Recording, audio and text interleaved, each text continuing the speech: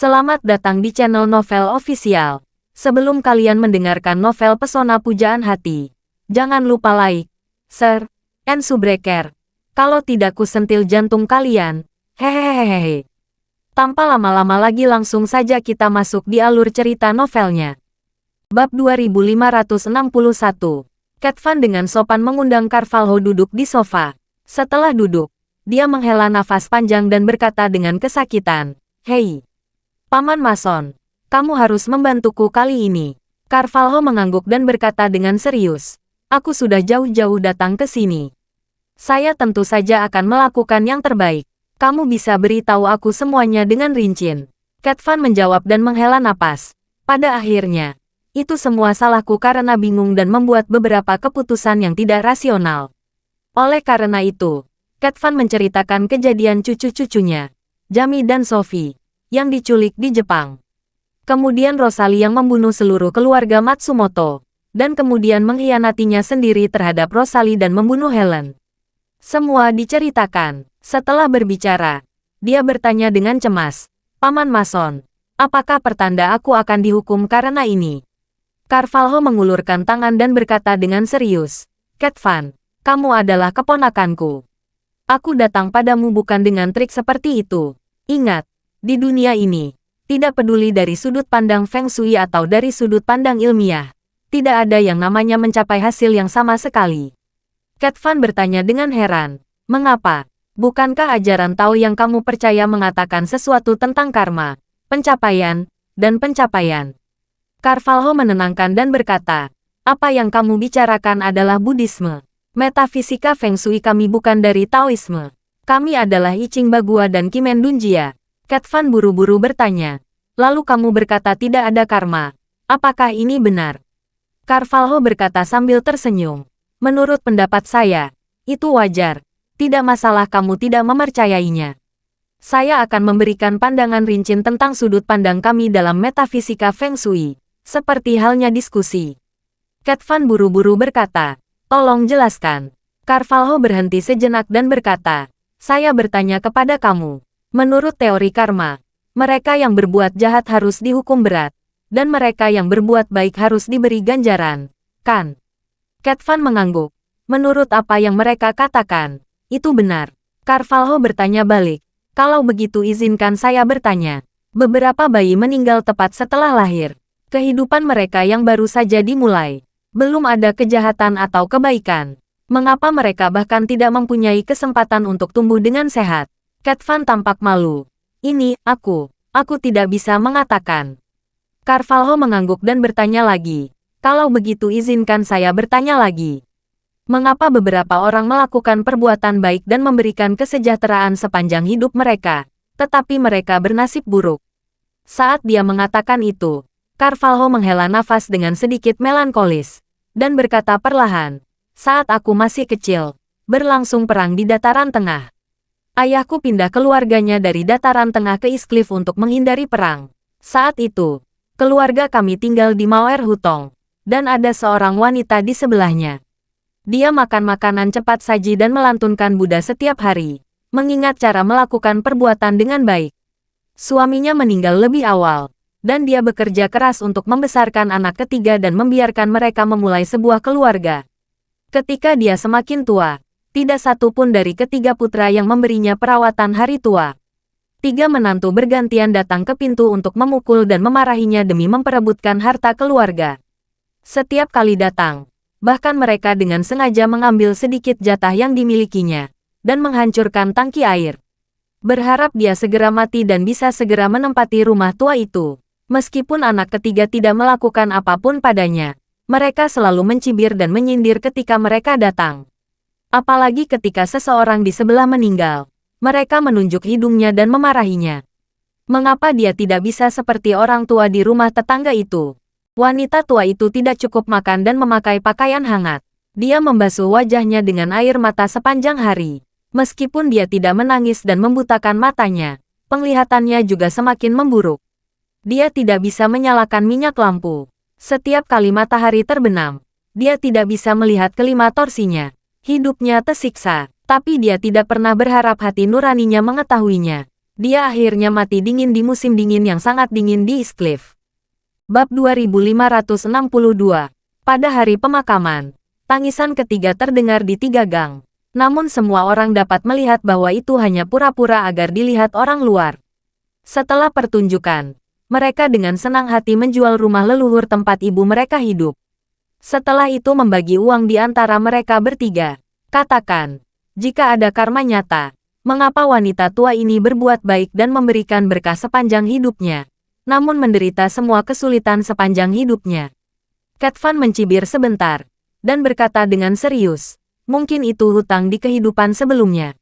Dia membayar utangnya dalam kehidupan ini. Carvalho mencibir dan berkata dengan jijik, hanya orang yang tidak dapat memahami hukum kejadian yang akan menggunakan retorika seperti itu untuk memaksakan penjelasan. Jika semua orang percaya pada kehidupan sebelumnya atau kehidupan selanjutnya, maka kamu sebaiknya meminjam semua uang keluargamu dan berikan kepada saya. Saya akan membayar kamu 2 kali lipat di kehidupan saya berikutnya. Apakah kamu mau berjanji? Ini, meskipun Cat Van tahu Carvalho hanya bercanda dan memberi contoh, dia mulai setuju dengan pernyataan Carvalho di dalam hatinya. Pada saat ini, Carvalho melanjutkan, alasan yang sama. Beberapa orang penuh dengan kejahatan. Apa akibatnya? Mereka tidak hanya memiliki awal yang baik dan akhir yang baik, tetapi keturunan mereka semua akan menderita. Seperti wanita tua yang baru saja saya sebutkan. Setelah kematian yang tragis, yang ketiga beruntung, yang satu sukses dalam bisnis, yang menjadi panglima perang, dan yang lainnya pergi ke Nanyang untuk bekerja keras. Keturunannya pengusaha menjadi terkenal, orang baik tidak menikmati hari berkah, tetapi orang jahat meneruskan generasi mereka sendiri dari generasi ke generasi. Bukankah menurut kamu karma ini datang ke arah yang berlawanan? Cat Van terdiam beberapa saat. Sheldon di samping tidak bisa bertanya.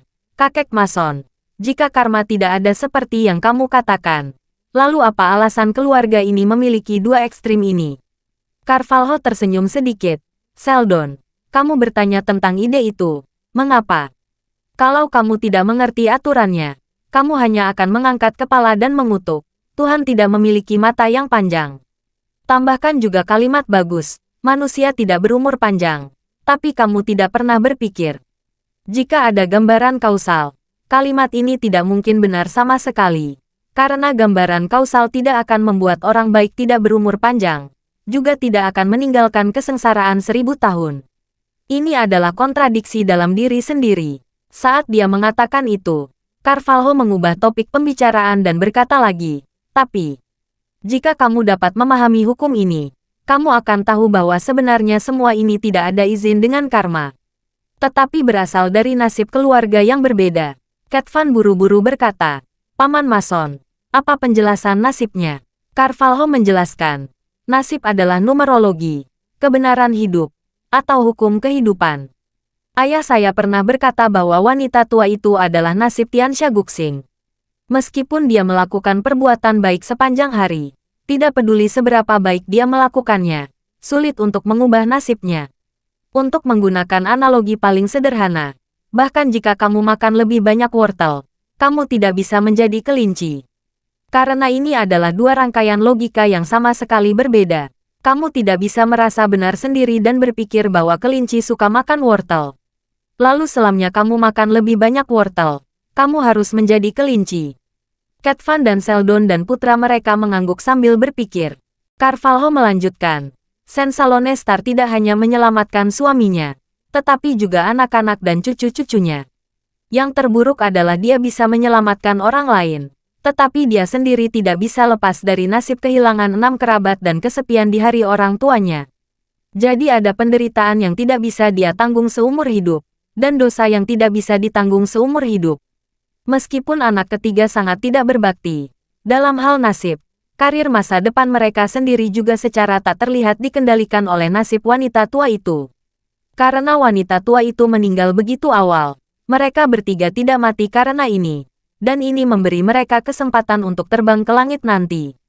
Jika mereka bertiga adalah anak yang berbakti dan mengambil ibu mereka bergiliran untuk berbakti kepada mereka, maka mungkin anak ketiga ini akan mati sebelum waktunya karena berbagai alasan. Mungkin mereka semua akan mati di depan wanita tua itu pada akhirnya. Ini, Meskipun pendengarannya tidak masuk akal dan tidak bisa dipercaya, ini adalah takdir yang sebenarnya. Bab 2563. Penjelasan Carvalho membuat Cat Van dan Sheldon tercengang. Terlebih lagi, mereka sebenarnya tidak memiliki iman yang sama sekali. Tuan Tua Schultz tidak percaya pada Tuhan, dewa, keabadian, atau karma atau rahasia Feng Shui apapun. Hanya ada satu hal yang dia yakini, itu adalah kekuatan sendiri. Namun, keluarga Schultz sering mengalami berbagai masalah akhir-akhir ini, yang membuatnya merasa bahwa itu semua adalah kompensasi untuknya.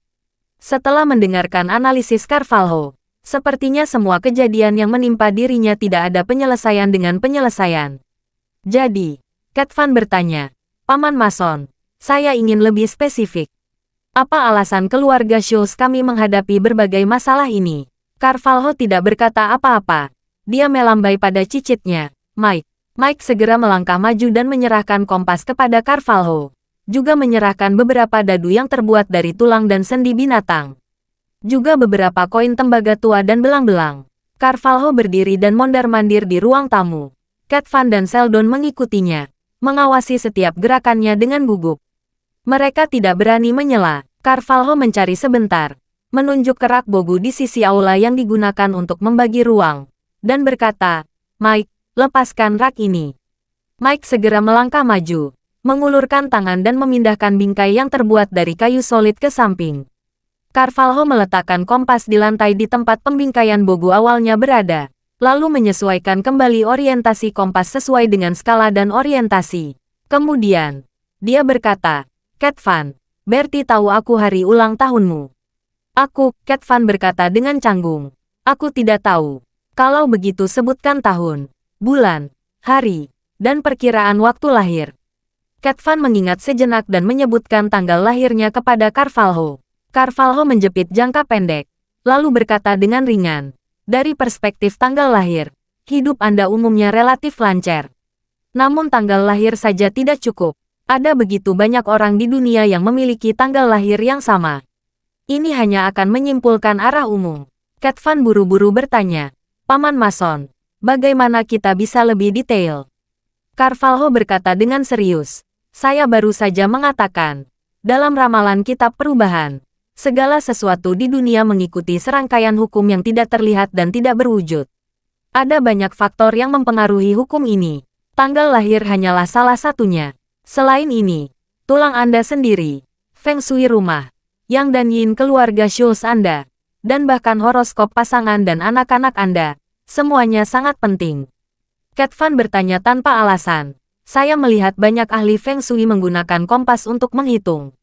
Mengapa begitu merepotkan bagi Anda melakukannya? Carvalho tidak marah, dan berkata dengan ringan, nasib dan takdir kebanyakan orang terus berubah. Itu sebabnya beberapa orang sangat menderita pada paruh pertama hidup mereka sehingga mereka tidak bisa makan. Tetapi di paruh kedua hidup mereka, bisa membuat kejutan dan tiba-tiba menjadi kaya. Ini karena nasibnya telah berubah. Bisa jadi dia menikah dengan istri yang kaya, atau dia mungkin melahirkan anak laki-laki yang ulang tahunnya bisa membawa keberuntungan besar untuknya. Ini semua tidak terduga oleh orang biasa. Ini seperti real estate. Anda mengembangkan perumahan di kawasan tertentu di kota tertentu. Harga pasar bangunan ini rata-rata 50.000 yuan. Namun, jika suatu hari, real estate ini terhubung dengan jaringan kereta bawah tanah, harganya bisa naik menjadi 60.000 yuan 10.000. Atau tiba-tiba suatu hari, ada sebuah sekolah terkenal yang membangun kampus di lingkungan itu, harganya mungkin naik menjadi 70.000. Jika dapat memenuhi fasilitas lainnya yang menguntungkan, harganya bahkan dapat menembus 100.000 dan lebih tinggi lagi. Adanya kereta bawah tanah mungkin karena sesuai dengan istri yang baik, dan sekolah yang terkenal mungkin sesuai dengan putra yang baik, yang merupakan arah yang baik. Cat Van buru-buru bertanya, bagaimana dengan arah yang buruk? Carvalho berkata, arah yang buruk, ada lebih banyak kemungkinan. Mengambil real estate sebagai contoh, Anda juga dapat melakukan kesalahan yang disebut kota hantu.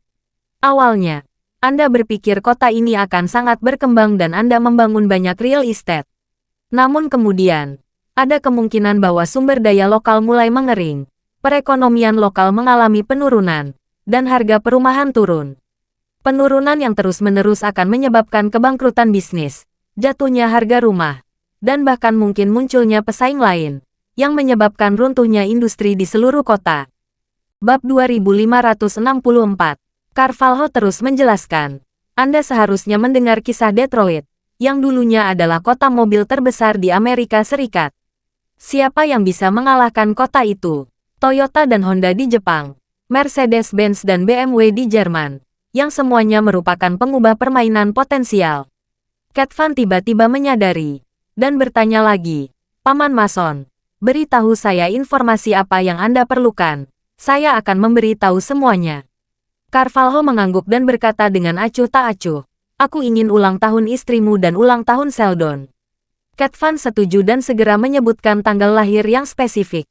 Carvalho mendengarkan dan menghitung. Semakin dia mendengarkan, semakin dia menjadi bingung. Setelah ragu-ragu sejenak, dia berkata, istrimu dan Seldon adalah kehidupan kayu.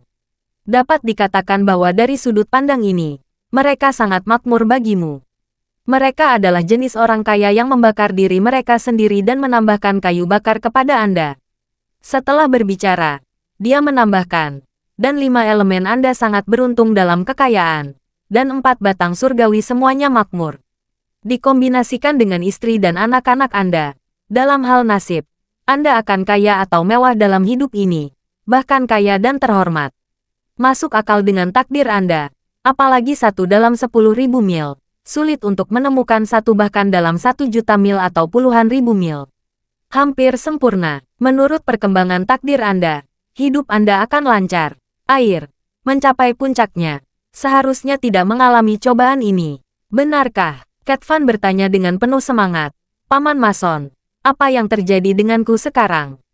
Carvalho menenangkan dan berkata, jangan khawatir. Setelah berbicara, dia mengambil segenggam dadu tulang dan melemparkannya ke lantai, dan melemparkan beberapa koin tembaga. Segera setelah itu, dia terus mengamati dadu tulang, serta posisi dan orientasi koin tembaga. Mulutnya melafalkan sesuatu, tidak tahu apa yang dia bicarakan. Cat Van menjadi semakin gelisah, menatap Carvalho dengan saksama, bahkan tidak berani.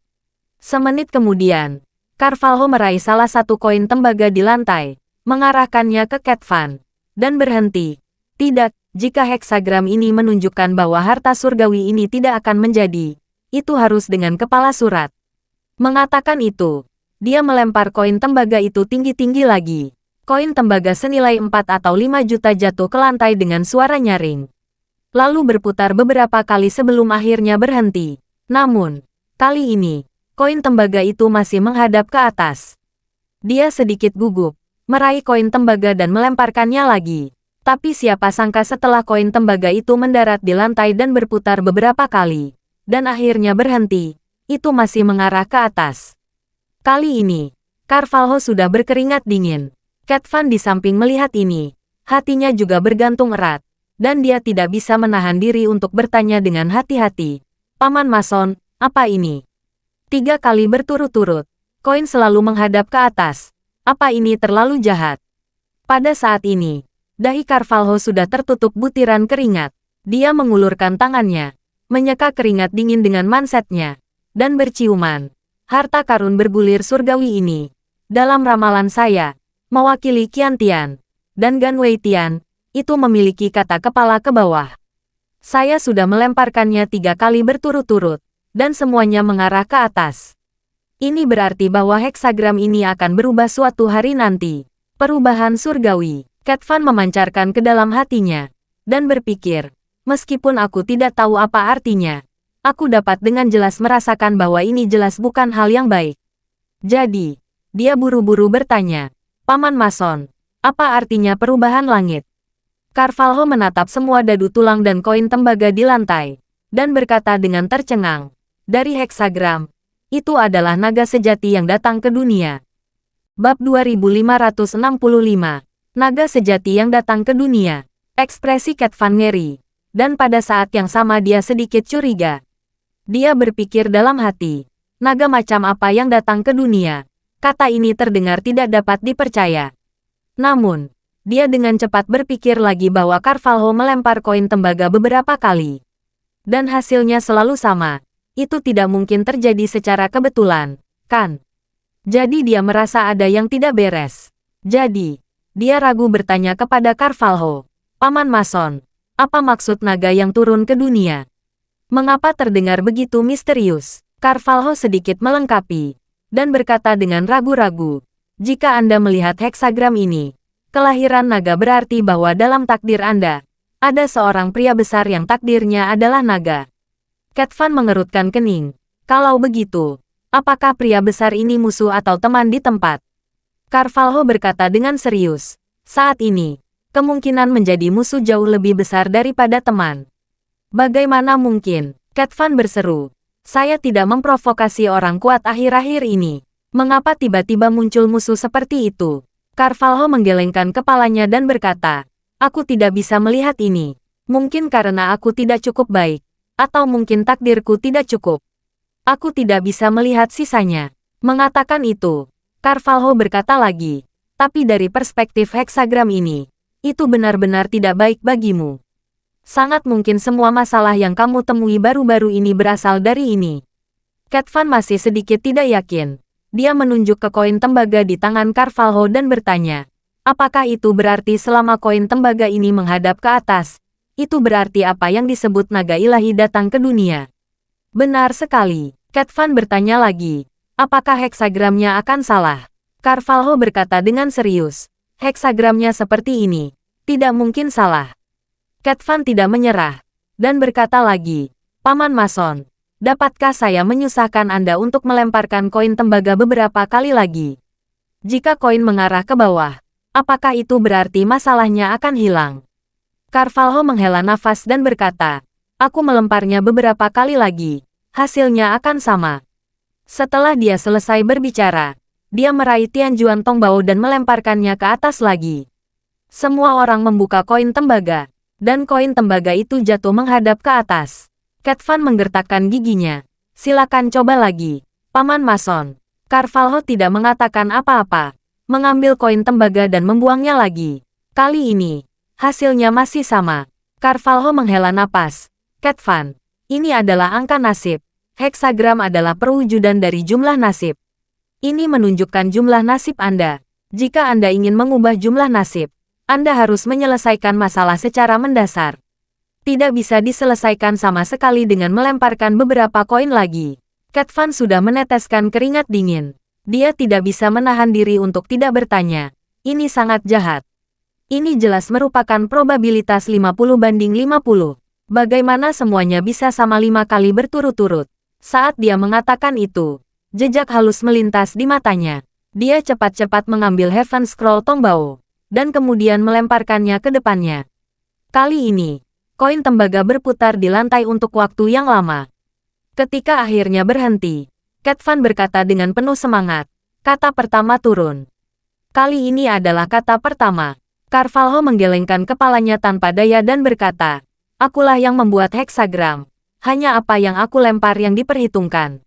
Lemparanmu tidak ada artinya. Dengan mengatakan itu, dia mengambil koin tembaga itu lagi dan melemparkannya. Koin tembaga masih dengan huruf ke atas. Cat Van merasakan sedikit kengerian di hatinya. Dia memandang Carvalho dan bertanya, Paman Mason, seberapa besar pengaruh apa yang disebut naga ilahi ini turun ke dunia? Bab 2566. Ini, aku tidak bisa menjelaskannya. Carvalho berkata dengan jujur. Nasib pihak lain terlalu kuat. Aku tidak bisa melihatnya. Cat Van bertanya dengan sikap yang agak tidak yakin. Mungkinkah nasib orang ini lebih kuat darimu? Carvalho mengangguk dan berkata dengan sungguh-sungguh. Nasib semacam ini sangat kuat. Sangat kuat dan tak terpecahkan. Tidak mungkin bagi siapapun yang mengalahkannya dalam takdir. Sementara Cat Van merasa ngeri. Dia berjanji dalam hatinya. Saya selalu curiga Sophie dan Helen masih hidup. Sangat mungkin mereka berdua diselamatkan oleh Master Misterius di Jepang. Sekarang Tuan Mason berkata, naga itu datang ke dunia. Apakah naga itu orang yang sama dengan Master Misterius di Jepang? Memikirkan hal ini, Cat Van panik. Jika semua ini seperti yang dia duga, maka ahli misterius ini pasti akan menjadi musuhnya dan bahkan keluarga Schultz. Dalam ketakutan, dia tiba-tiba memikirkan Donald. Dia bertanya kepada pengurus rumah tangga Arrington, di mana Donald? Apa dia sudah di sini? Arrington berkata dengan tergesa-gesa. Tuan, Donald sudah datang dari tadi. Saya meminta menunggu di ruang tamu dan menunggu perintah Anda. Cat Van berseru. Cepat, cepat hubungi Donald. Arrington buru-buru berkata.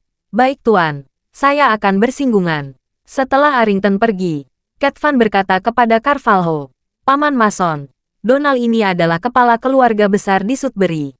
Hal yang sangat aneh terjadi di keluarga mereka beberapa waktu lalu. Cat Van menjelaskan perbuatan menjijikkan Qian kepada Carvalho. Setelah mendengar ini, Carvalho ngeri dan berkata, apakah benar-benar ada hal seperti itu? Ya, Cat Van berkata, awalnya aku tidak percaya, tapi setelah menonton video itu, aku percaya. Itu membuat muak. Carvalho mengerutkan kening dan menganalisis. Menurut akal sehat, bahkan jika seseorang mengalami beberapa perubahan dan menderita tingkat kerusakan psikologis tertentu, serangannya harus acak, tidak ada frekuensi yang teratur dan sama. Ya, Cat Van berkata, itulah sebabnya saya curiga 80%. Ada orang yang berada di balik ini. Tapi Donald belum menemukan orang itu. Saya ingin Paman Mason menunjukkan kepadanya dan melihat apakah dapat menemukan petunjuk. Lalu apakah petunjuk-petunjuk ini dapat digabungkan dan disatukan? Carvalho mengangguk ringan dan berkata, aku akan mencobanya. Pada saat ini, Arrington masuk bersama Donald. Cat Van segera menyapa Donald di sisinya dan memperkenalkan. Tuan Webb, ini adalah ahli Feng Shui Amerika yang terkenal, Tuan Carvalho Mason. Donald berkata dengan hormat, halo Tuan Mason. Carvalho sedikit mengangguk, lalu langsung ke topik. Tuan Webb, apakah kondisi putra Anda sudah membaik? Donald menghela nafas dan menghela nafas.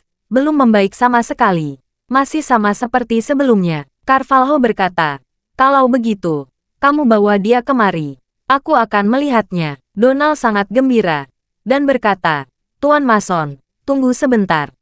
Saya akan memberitahu keluarga untuk mengirim anak itu kemari. Seldon, yang berada di samping, buru-buru menariknya ke samping dan kuliner. Tuan Webb, beritahu keluarga Anda untuk membiarkan putra Anda makan sebelum pergi. Jangan sampai kumat di depan Tuan Mason. Donald berkata dengan malu. Oke, Tuan Schultz, jangan khawatir. Donald berjalan ke samping, mengeluarkan ponselnya dan menghubungi pengurus rumah tangga di rumah. 10 menit kemudian, sebuah helikopter perlahan mendarat di halaman villa tepi danau. Qian, yang baru saja selesai makan, didukung oleh saudaranya Sean, berjalan keluar dari helikopter. Arrington menyerahkan Qian masker dan memberikan permen karet dan tekstil. Kunyah permen silitol ini. Pakai masker sebelum masuk. Qian tahu bahwa pihak lain membencinya, dan dia tertekan. Namun dia tidak berani membantah. Dia membuka botol, dan menuangkan seluruh botol ke mulut. Setelah mengunyah lama sampai pipinya sakit, Arrington menyapa. Cepat pakai maskernya dan ikut aku. Qian hanya bisa mengenakan masker dengan patuh, dan berjalan ke villa bersama saudaranya Sean. Bab 2567. Sejak kecelakaan itu, Qian sudah lama tidak keluar rumah atau bertemu orang luar. Dia sangat enggan keluar dan berharap tidak akan pernah lagi meninggalkan rumah selama sisa hidupnya. Hari ini saat mendengar ada seorang guru yang mungkin bisa menyembuhkan keanehan yang tak terkatakan, harapan menyala kembali di dalam hati. Setelah memasuki villa, Arrington membawa Qian kedua ke ruang tamu. Donald segera memperkenalkan kepada semua orang. Tuan Schultz, Tuan Mason, ini putra bungsu saya Qian. Aneh, ayah dan anak keluarga Schultz memandang Qian dengan penuh minat. Qian menjadi terkenal di TikTok, dan popularitasnya tidak kalah dengan bintang manapun. Ditatap Cat Van dan Seldon, Qian merasa tidak nyaman. Dia menundukkan kepalanya tanpa sadar. Donald berkata kepada Carvalho, Tuan Mason, tolong lihat putra bungsuku. Apa yang terjadi padanya? Carvalho berjalan ke arah Qian, mengulurkan tangan di dahi dan bagian belakang kepalanya, dan menyentuhnya dengan hati-hati. Lalu ambil koin tembaga, gunakan beberapa kata dengan suara rendah, lalu lemparkan ke lantai. Dia menatap tajam ke semua koin tembaga. Setelah beberapa saat, dia membuka mulut dan berkata, Tuan Webb, masalah Qian bukan miliknya. Cat Van di samping buru-buru bertanya, masalahnya bukan miliknya. Artinya, itu masalah orang lain. Ya, Carvalho mengangguk dan berkata dengan serius. Saya curiga Qian dihipnotis atau disiratkan oleh seseorang di tingkat bawah sadar. Donald tidak terkejut dengan kesimpulan ini, karena dia tahu putranya bisa menjadi seperti ini karena Charlie. Apalagi 8 Raja Surgawi bukanlah lawan Charlie sama sekali.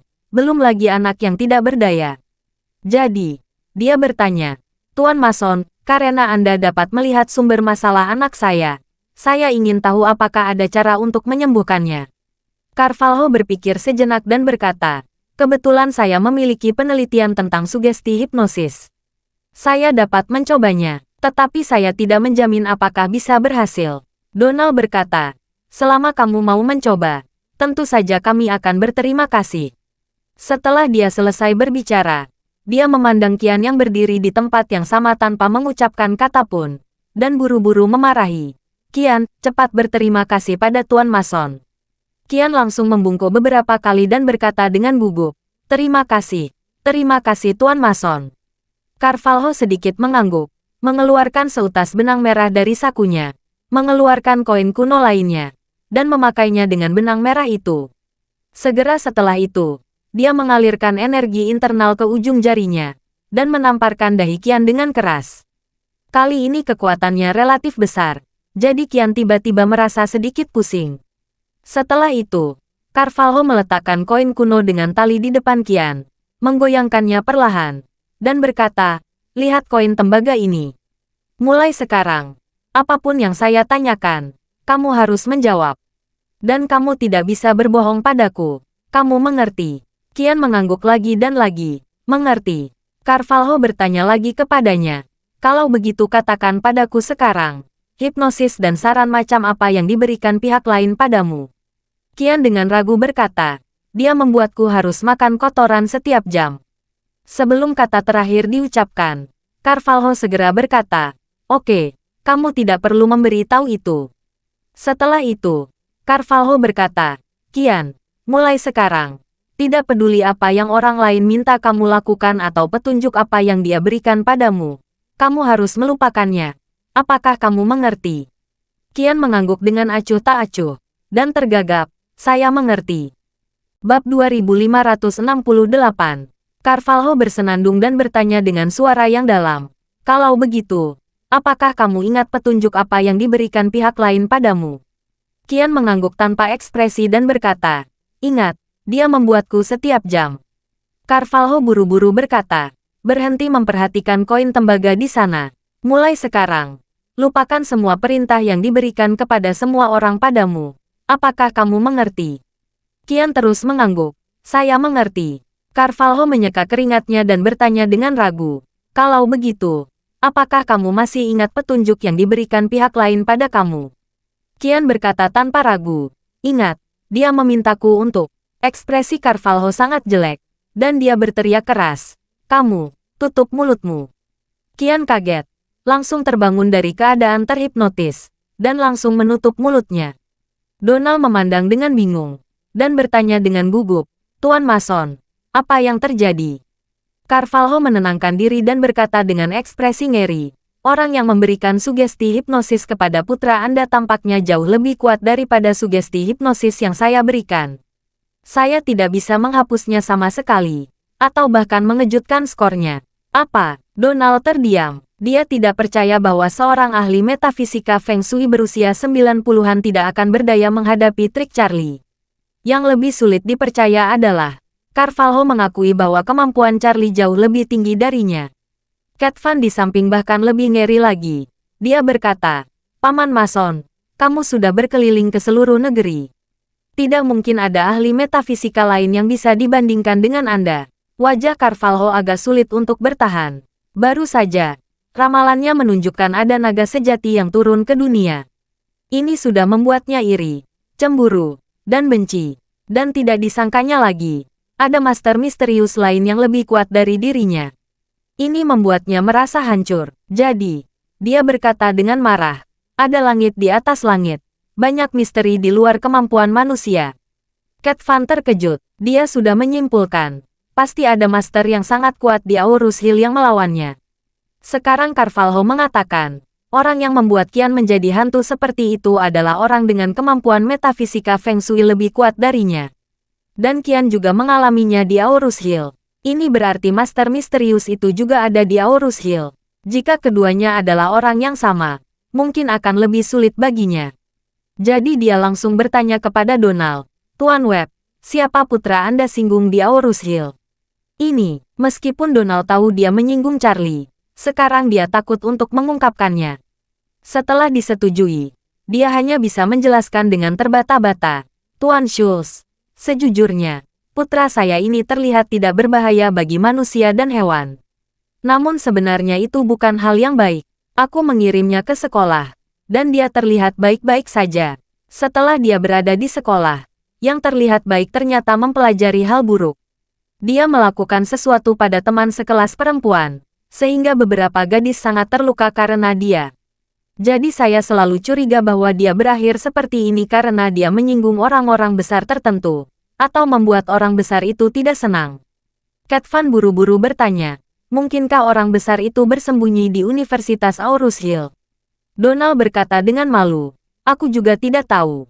Carvalho mondar-mandir di tempat, sensitivitas dengan suara rendah. "Saya benar-benar tidak paham Aorus Hill. Aorus Hill. Bagaimana bisa ada orang yang begitu kuat di daerah Aorus Hill ini? Apakah tempat ini luar biasa? Atau ada harta surga dan bumi?" Cicit Carvalho. Mike, yang tidak pernah banyak bicara, berkata saat ini, "Kakek, bukankah kamu selalu berharap mendapatkan terobosan? Saya pikir ini jelas merupakan peluang besar." Bab 2569. Kata-kata Mike membuat Carvalho bersemangat. Dia telah mempelajari ramalan I Ching dan metafisika Feng Shui sepanjang hidupnya. Dia tampaknya telah mencapai puncaknya. Metafisika yang sebenarnya jauh dari sekedar Feng Shui dan ramalan, namun sebuah aliran besar yang mengintegrasikan warisan kearifan nenek moyang Cina. Di antara semua itu, banyak metafisika mendalam yang telah hilang, dan hampir tidak ada yang mengetahuinya. Meskipun Carvalho cukup mahir dalam Feng Shui sepanjang hidupnya, dia selalu berada di bawah tekanan beberapa master lainnya. Salah satu yang lebih tinggi darinya adalah Chandler Leonard, yang 10 tahun lebih tua darinya.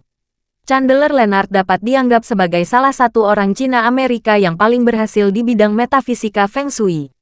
Masih ada 2 master tingkat tinggi yang tersisa, tetapi mereka sudah meninggal. Carvalho menantikan masuknya Chandler Leonard ke dalam kubur, sehingga dia bisa menjadi pemimpin dalam metafisika Feng Shui. Namun, dia yang berusia 90-an, melihat Chandler Leonard yang berusia lebih dari 100 tahun, masih belum mati. Beberapa tahun yang lalu, Chandler Leonard meninggalkan Amerika Serikat dan kembali ke Tiongkok selama 3 tahun. Dan 3 tahun itu adalah 3 tahun dengan pencapaian tertinggi bagi Carvalho. Selama Chandler Leonard tidak ada, dia untuk sementara menjadi yang terkuat di bidang metafisika Feng Shui di Amerika Serikat. Dia mengira Chandler Leonard meninggalkan Amerika Serikat dan kembali ke China, mungkin karena menghitung umur panjangnya sampai akhir hayatnya. Jadi dia kembali ke Tiongkok tanah airnya untuk menghabiskan waktu terakhir dalam hidupnya, dan tidak akan kembali ke Amerika Serikat hidup-hidup lagi. Namun tidak diduga, Chandler Leonard kembali ke Amerika Serikat beberapa waktu lalu. Yang lebih tak terbayangkan dan tidak dapat diterima adalah Chandler Leonard berada dalam kondisi lebih baik. Meskipun berusia lebih dari 100 tahun, dia terlihat lebih muda dari dirinya. Untuk sementara waktu, Chandler Leonard, yang hampir 20 tahun lebih muda, menjadi fokus diskusi di seluruh komunitas Tionghoa Amerika. Banyak orang menganggap Chandler Leonard sebagai peritua, dan legenda tentang dia menyebar ke seluruh komunitas Tionghoa. Selama waktu itu, Carvalho sangat tertekan. Karena perasaan tertekan itu, dia juga sangat ingin tahu dan menginginkan perubahan yang dialami Chandler Leonard. Dia melakukan perjalanan khusus untuk menemui Chandler Leonard dengan sangat rendah hati. Selama kunjungan, dia bertanya-tanya kepada Chandler Leonard mengapa dia bisa menjadi muda. Chandler Leonard hanya mengatakan kepadanya, "Ada langit di atas langit, dan ada orang-orang di luar orang-orang." Carvalho mengerti maksud kata-katanya itu. Dia tahu maksud kata-kata itu adalah, Chandler Leonard telah bertemu dengan seorang master di Cina dan bertemu dengan banyak keberuntungan. Meskipun Carvalho tidak mengetahui keberuntungan apa yang dialami Chandler Leonard, dia berspekulasi bahwa Chandler Leonard bisa tiba-tiba 20 tahun lebih muda, mungkin karena telah menguasai tingkat metafisika yang lebih tinggi. Selain rahasia Feng Shui, metafisika juga memiliki bentuk jimat. Namun, ini bukanlah teknik metafisika yang benar-benar terbaik. Sebab, dalam bidang metafisika saat ini, selalu ada legenda yang belum terbukti, yaitu Reiki. Dalam catatan literatur kuno, Reiki sering disebutkan. Begitu juga dengan metode budidaya berdasarkan Reiki. Bahkan banyak cerita terkait rakyat dan cerita terkenal yang memiliki catatan. Dikatakan bahwa energi spiritual adalah yang tertinggi dari semua kekuatan. Jika seseorang menguasai energi spiritual, dia dapat mengendalikan segalanya. Namun, sejak zaman modern, lingkaran metafisika belum menemukan latihan yang dapat menumbuhkan energi spiritual. Banyak orang di bidang metafisika mencari putus asa, tetapi tidak dapat menemukan petunjuk yang berguna. Meskipun Carvalho juga penuh dengan keinginan itu, dia sangat menyadari bahwa dia tidak memiliki nasib baik seperti ini. Namun, kata-kata cicit Mike mengingatkan Aurus Hill bahwa itu mungkin terjadi.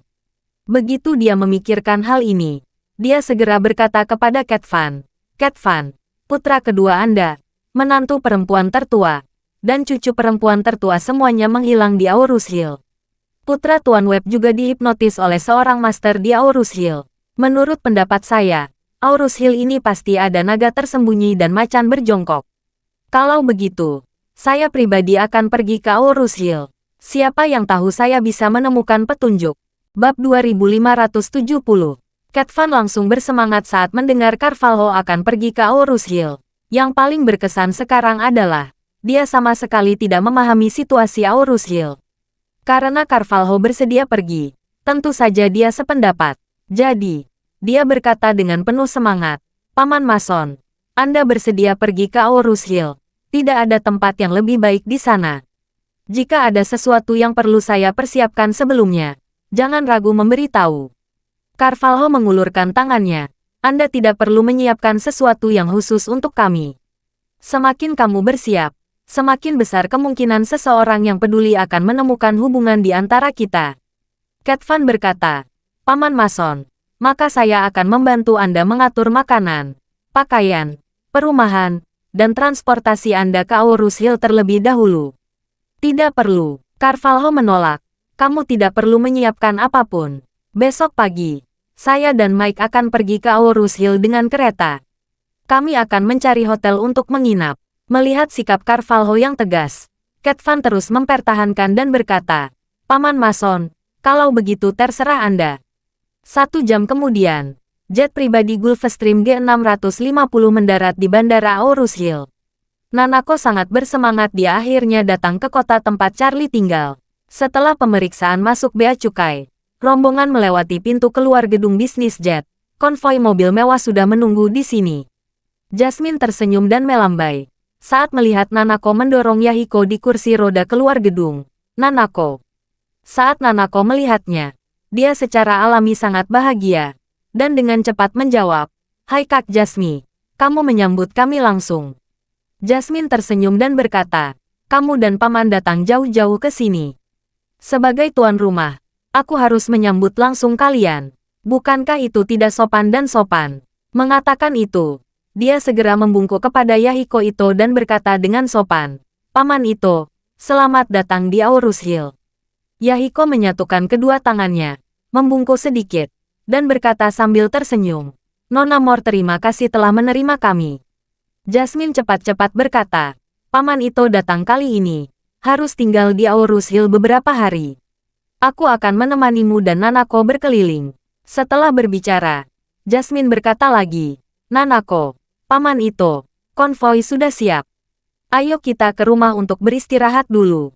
Kamar sudah siap. Saya sudah menyiapkan makan malam untuk kalian." Yahiko buru-buru berkata, "Nona Mor, saya sudah reservasi hotel.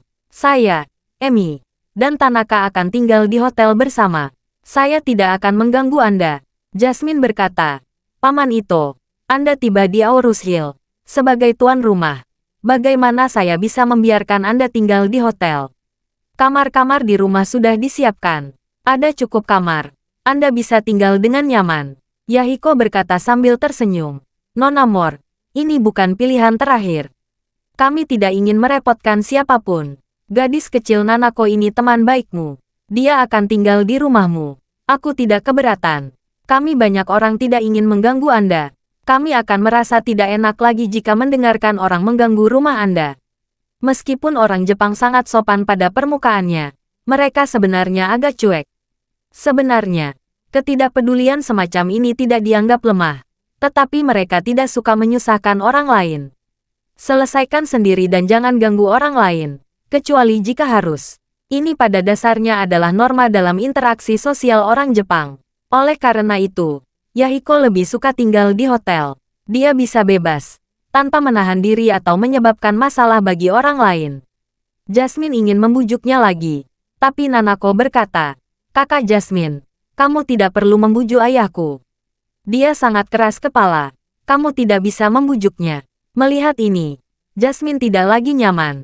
Pada saat ini, Emi Ito, yang berada di samping, melangkah maju, mengambil kursi roda dari Nanako, dan berkata kepadanya, "Nanako, berikan ayahmu. Kamu dapat bernavigasi dengan Nona Mor." Nanako mengangguk beberapa kali dan berkata sambil tersenyum, "Kalau begitu aku serahkan padamu, Bibi." Setelah selesai berbicara, dia dengan cepat meraih lengan Jasmine dan berlari jauh dari jarak 20 hingga 30 meter. Dia bertanya dengan penuh semangat, "Kak Jasmine bertemu Charlie Kun baru-baru ini. Bagaimana kabarnya dan apa yang dia kerjakan?" Terima kasih sudah mendengarkan cerita novel Pesona Pujaan Hati. Sampai jumpa di novel selanjutnya.